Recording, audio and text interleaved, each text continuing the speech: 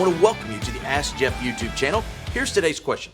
Could the Apostle Paul have been one of the Pharisees who tested Jesus, or at least among them? This is a fascinating question. In fact, I'm going to be transparent. It's one of the questions that I've asked myself even in recent days, because you go into John chapter 19 and it talks about those original Pharisees, that Sanhedrin, those men who took Jesus to that illegal trial in the middle of the night.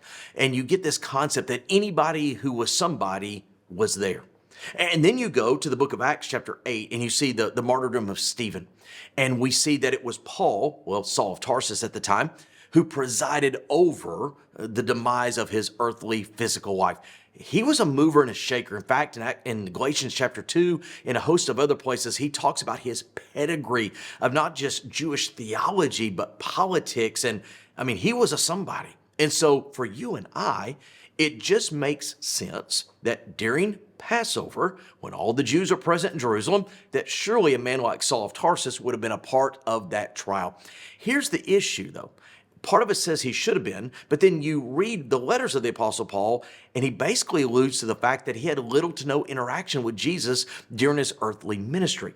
So as we kind of pull back from the question, one of the things we discover from Acts chapter 9, when he was on the road to Damascus to, quote, demise people of the way, the early Christians, we get the idea that Saul of Tarsus wasn't one who had an office in downtown Jerusalem presiding over the affairs of the Sanhedrin.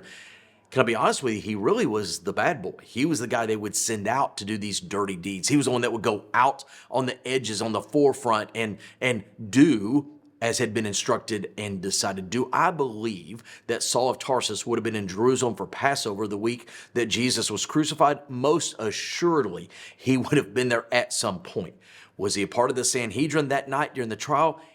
And it just seems likely that he would have been, but it's never referenced anywhere else in the New Testament. Surely when he testified just of his depravity and his sinfulness before he was saved, he would have alluded to it, but he never does.